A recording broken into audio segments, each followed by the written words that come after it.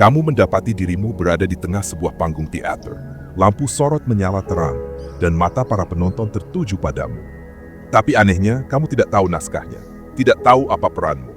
Sementara di sekelilingmu, semua orang berbicara dengan penuh keyakinan, seolah mereka benar-benar paham apa yang sedang berlangsung.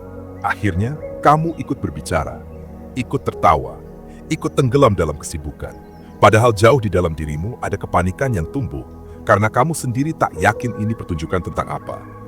Dan yang lebih mengganggu, bisa jadi semua orang juga hanya pura-pura tahu, persis seperti dirimu. Lalu dari kedalaman batin yang sunyi, muncul sebuah pertanyaan yang menggema. Apakah aku benar-benar hidup? Atau hanya sedang menghafal peran yang ditulis oleh orang lain? Mengapa kita terus berlari, bahkan saat kita tak tahu apa yang sebenarnya kita kejar?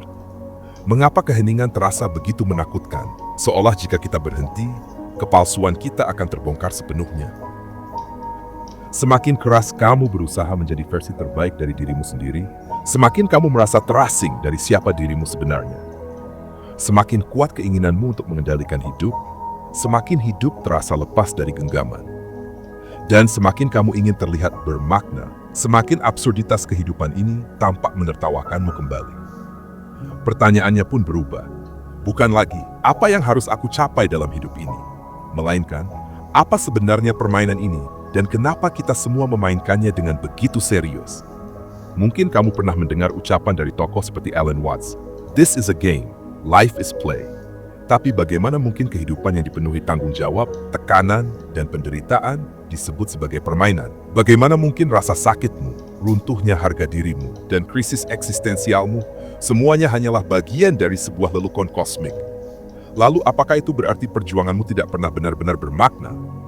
Apakah dunia ini sungguh nyata, atau hanyalah panggung tempat semua orang memerankan naskah yang bahkan tidak mereka pilih? Dan yang lebih mengganggu lagi, jika hidup ini memang hanya permainan, mengapa kita menjalaninya seolah-olah segalanya harus begitu serius? Disinilah letak paradoksnya. Kita dididik untuk menang, untuk berhasil, untuk menjadi seseorang yang penting. Namun tak ada yang pernah memberitahumu bahwa permainan ini tidak pernah memiliki pemenang sejati. Bahwa semua gelar, semua pencapaian, semua status, pada akhirnya hanyalah ilusi sesaat di tengah semesta yang bahkan tak pernah benar-benar peduli. Lalu kamu mulai bertanya-tanya, jika hidup ini sebenarnya hanyalah sebuah permainan, mengapa kita menjalaninya seolah itu adalah perang suci? Dan yang lebih penting, bagaimana jika satu-satunya cara untuk benar-benar hidup adalah dengan berhenti mencoba memenangkannya? Namun di sanalah dilema terbesarnya tersembunyi. Bagaimana caranya berhenti ikut bermain tanpa merasa seperti pecundang? Untuk bisa memahami itu, kamu harus terlebih dahulu menyingkap sebuah ilusi yang sangat dalam. Ilusi yang dibentuk oleh budaya, ego, dan ketakutan manusia terhadap ketidakpastian. Ilusi yang membuatmu yakin bahwa hidup ini harus serius, bahwa kamu bisa gagal, dan bahwa kamu wajib menjadi sesuatu yang berarti. Akar dari ilusi inilah yang harus kita bongkar bersama. Dan hanya setelah itu, kamu akan mulai melihat bahwa permainan ini tak seperti yang selama ini kamu kira.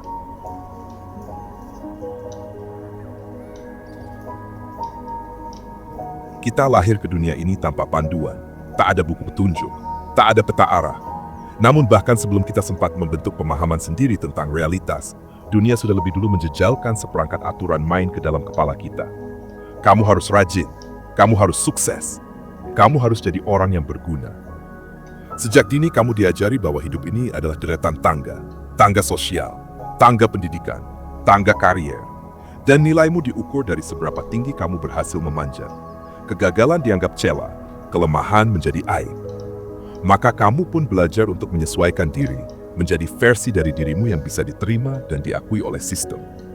Namun ada satu hal penting yang tak pernah diajarkan kepadamu, bahwa semua tangga itu hanyalah konstruksi. Bahwa aturan permainan ini tidak pernah ditetapkan oleh langit. Bahwa kamu sebenarnya bisa saja turun dari papan catur dan memilih untuk tidak ikut bermain. Namun kamu tidak bisa begitu saja keluar dari permainan ini. Sebab kamu telah melebur di dalamnya. Identitasmu bergantung padanya. Egomu terbentuk dari peran-peran yang selama ini kamu mainkan. Dan disinilah akar persoalannya. Kita tidak menjalani hidup dengan kesadaran, melainkan dengan ketakutan. Takut tidak diakui, takut gagal. Takut bahwa tanpa status, tanpa validasi, tanpa tujuan, hidup kita menjadi tak berarti. Alan Watts pernah menyoroti absurditas ini dengan kejelasan yang menggugah. Ia mengatakan bahwa hidup bukanlah perjalanan dari titik A ke titik B, melainkan sebuah tarian. Dan tidak ada penari yang bertanya, kapan aku akan sampai di tujuan? Karena inti dari tarian adalah gerakan itu sendiri. Namun karena kita telah dibentuk oleh budaya pencapaian, oleh obsesi terhadap hasil akhir, kita kehilangan kemampuan untuk menikmati gerakan itu. Kita hanya bisa menghargai pencapaian. Akibatnya, kita hidup dalam ketegangan yang terus-menerus, selalu mengejar kebahagiaan yang belum datang sambil menolak kenyataan saat ini. Dalam psikologi, ini disebut sebagai delay of gratification, yang bersifat patologis, menunda kebahagiaan demi harapan akan masa depan yang lebih baik. Tapi semakin kita menunda, semakin hidup terasa seperti penjara. Yang sering luput kita sadari adalah penjara itu sebenarnya dibangun di dalam pikiran kita sendiri. Kita adalah sekaligus sipir dan tahanan, dan yang mengunci pintu itu adalah keyakinan bahwa hidup harus dijalani dengan sangat serius. Tapi, serius menurut siapa? Menurut orang tua, menurut masyarakat, atau menurut ego yang terus-menerus membandingkan dirinya dengan orang lain? Semua tekanan itu perlahan membentuk sistem kepercayaan yang tak kasat mata. Sebuah lensa batin yang membuat kita memandang dunia sebagai ajang kompetisi tanpa akhir. Bahkan dalam momen-momen yang paling personal, seperti mencintai, mencipta, atau sekadar duduk dalam keheningan, kita merasa perlu memberi makna produktif atau nilai jual. Kita seolah tidak diizinkan untuk sekadar menjadi, kita harus menjadi sesuatu. Dan dalam proses itu, kita pun kehilangan koneksi dengan diri kita yang sejati.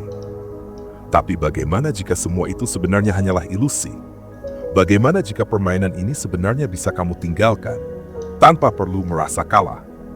Bagaimana jika kebebasan sejati justru terletak bukan pada kemenangan, melainkan pada kesadaran bahwa kamu tidak wajib bermain dengan aturan buatan orang lain? Namun sebelum kamu benar-benar bisa membebaskan diri, kamu perlu terlebih dahulu menyadari betapa dalamnya jerat permainan ini telah meresap ke dalam jiwa kita. Dan dari sanalah, perlahan akan terbuka pandangan terhadap dampak tersembunyi yang jauh lebih dalam daripada yang selama ini kamu kira.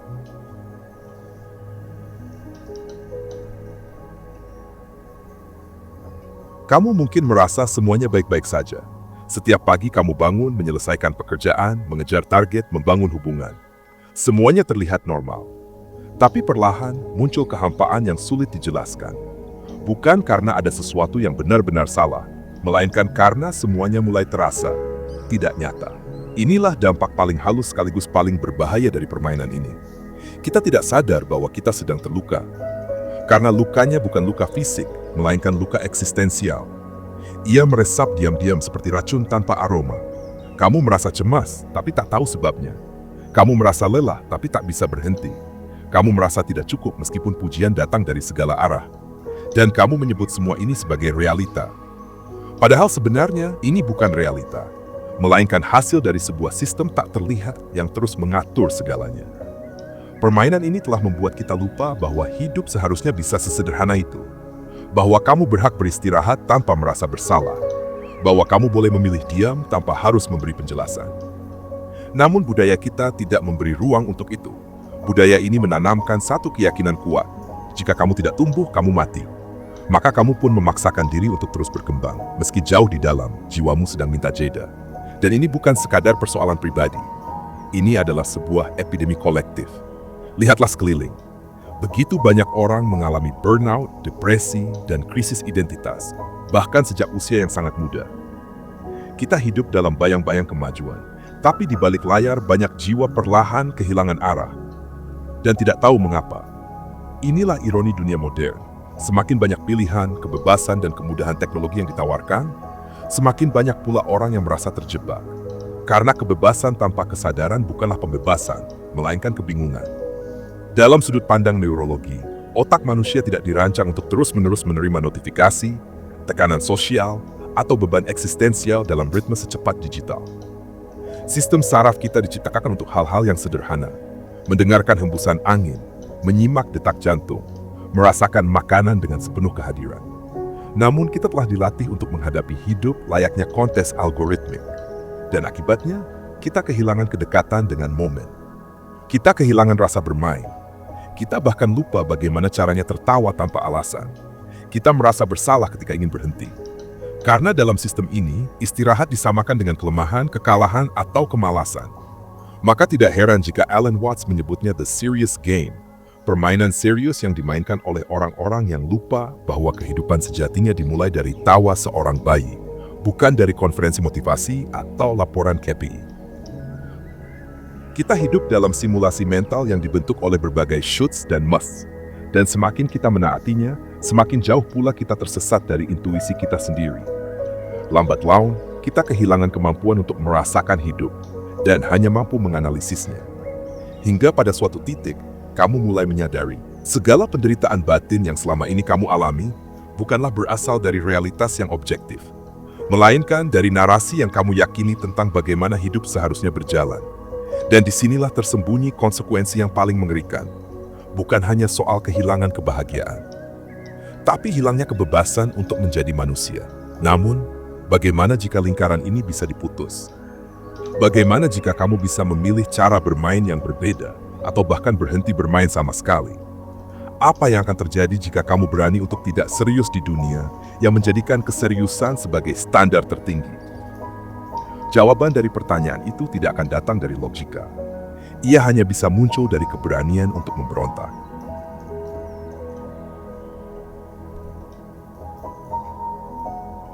Bayangkan seekor ikan yang berenang sepanjang hidupnya, percaya bahwa tujuannya adalah mencapai ujung laut.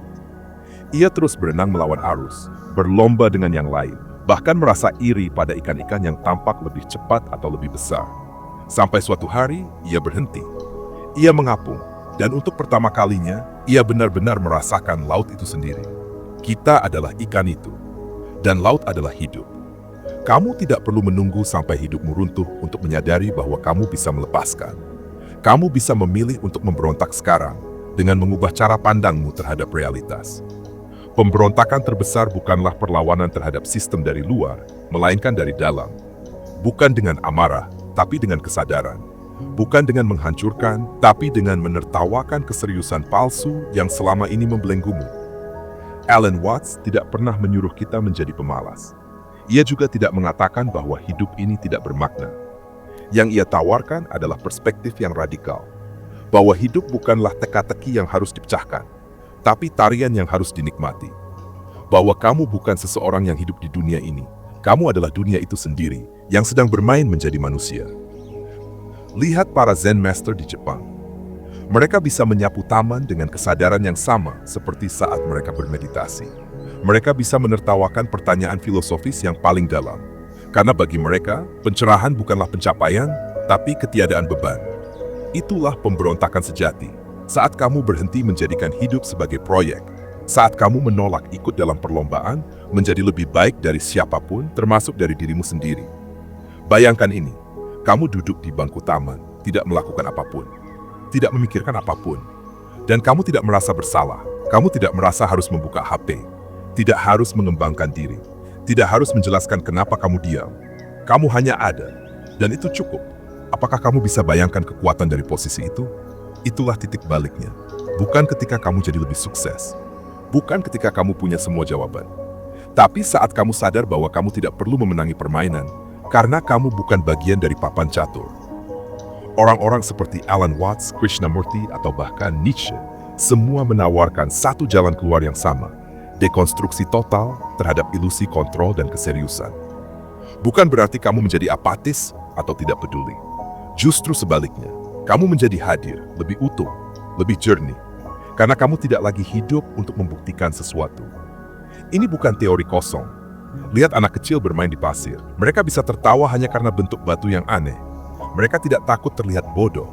Mereka tidak hidup untuk impresi. Dan saat kamu bisa kembali ke kesadaran itu, bukan dengan naif, tapi dengan bijaksana, kamu telah melampaui permainan orang dewasa. Pemberontakan sejati adalah memilih untuk hidup dengan ringan di dunia yang terlalu berat. Dan dari ruang itulah, kamu akan mulai melihat kebenaran yang selama ini tersembunyi. Sebuah pemahaman mendalam yang tidak bisa dijelaskan dengan kata-kata, hanya bisa dirasakan saat kamu berhenti mencoba menjadi sesuatu. Kita hampir sampai, tapi untuk benar-benar bebas, kamu harus melihat satu kebenaran terakhir yang paling mengguncang dari semuanya.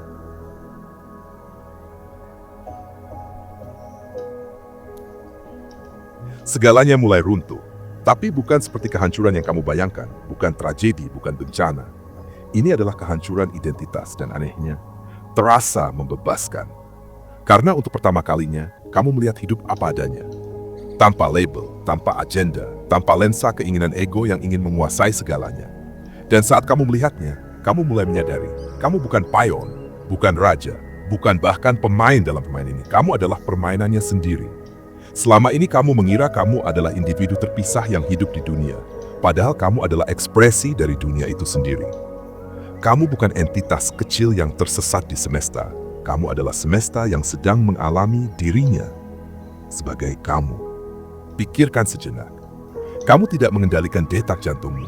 Kamu tidak menciptakan napasmu secara sadar. Kamu tidak memerintahkan sel-selmu untuk memperbaiki dirinya.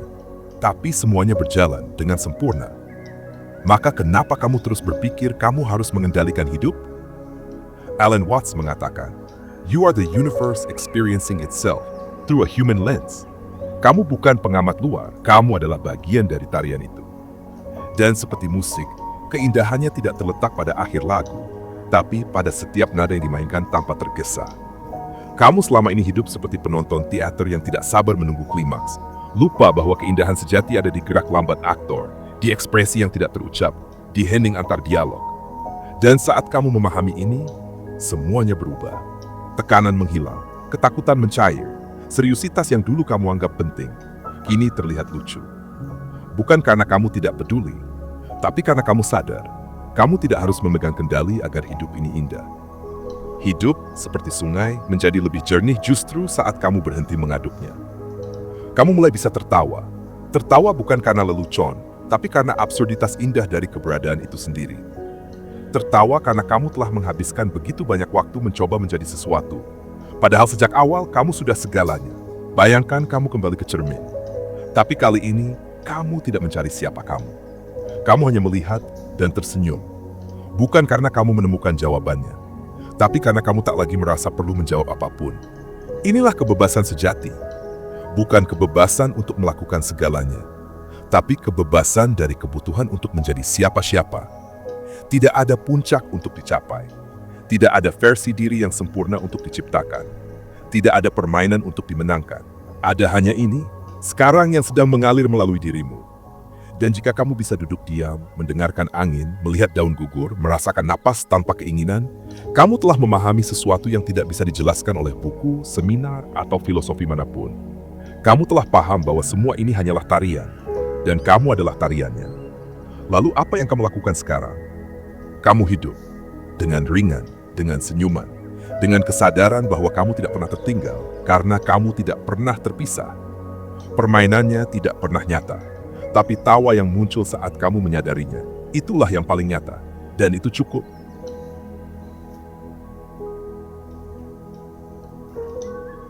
Terima kasih sudah menonton sampai akhir. Jika video ini bermanfaat, bagikan kepada orang-orang terdekat, dan jangan lupa subscribe untuk mendukung channel ini. Tinggalkan juga komentar atau pemikiran Anda di bawah. Saya selalu senang membacanya. Semoga hari Anda dipenuhi kebahagiaan dan energi positif. Sampai jumpa di video berikutnya.